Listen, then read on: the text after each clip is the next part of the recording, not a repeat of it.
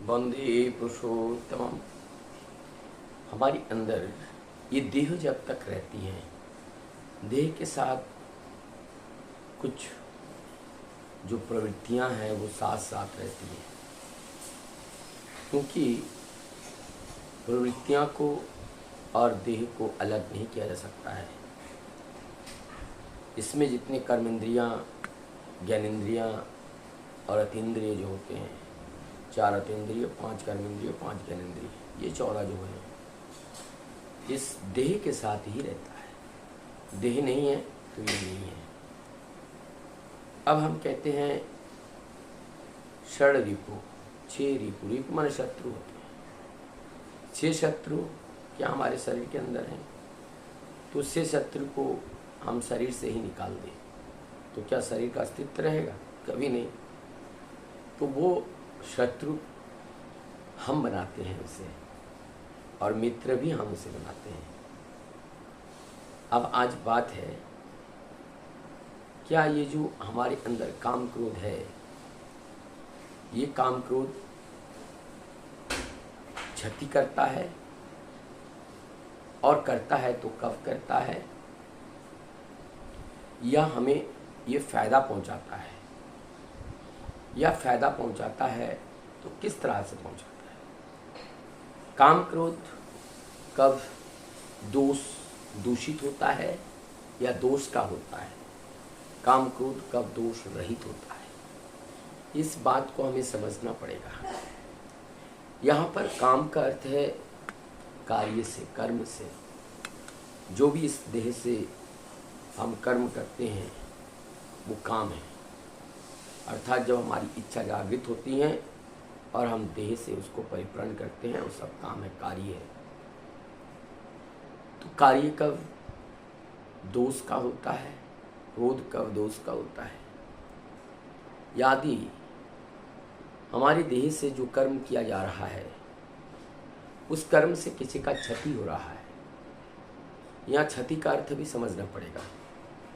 यहाँ क्षति का अर्थ है जब हमारा द्वारा किया गया कृत्य कर्म हमारे सामने वाले के जीवन में परम पुरुष के पथ पर चलने का बाधक हो रहा हो, या उस परम सत्य को समझने का बाधक हो रहा हो, या उस कर्म के माध्यम से वो उस परम सत्य से दूर भाग रहा हो, वो हमारी आचरण के माध्यम से, तो वो कर्म सही नहीं है। तो हमें क्या करना पड़ेगा? ऐसा कर्म हमें करना पड़ेगा जिस कर्म के माध्यम से वो उस परम सत्य की ओर अग्रसर हो, वो परम सत्य के अनुसार चलने लगे, तब वो दोषणीय नहीं होते हैं।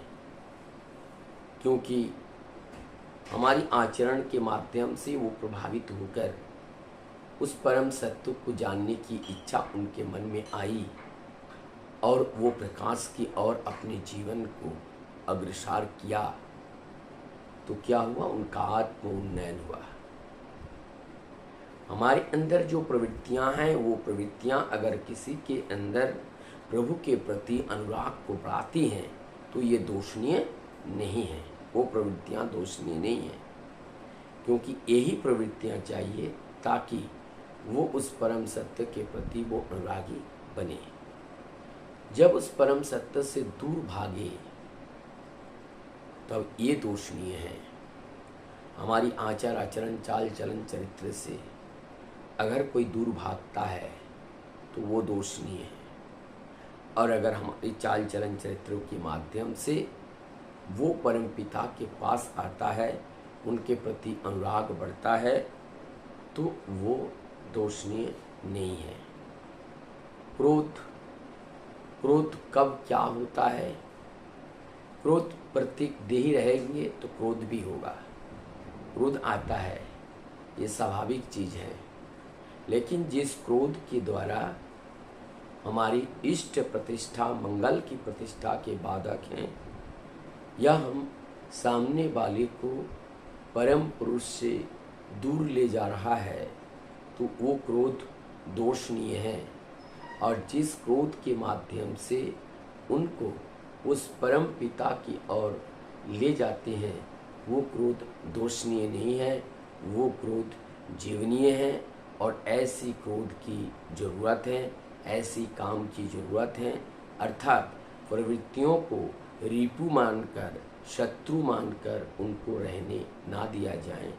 उनको हमें प्रभु का कार्य करते हुए उनको हमारा परम मित्र बना लिया जाए। जब हम इस रिपु को मित्र में तब्दील करने के लिए सक्षम हो जाते हैं, तभी हमारे जीवन का जो लक्ष्य है आधा पूर्ति तब हो जाते हैं। और जब सारी प्रवृत्तियां प्रभु के कार्य में संलिप्त रहता है, तभी हमारा जीवन सार्थक होते हैं, क्योंकि हम लक्ष्य की ओर तीव्र गति से अग्रसर हो पाते हैं। वंदे पुरुषोत्तम।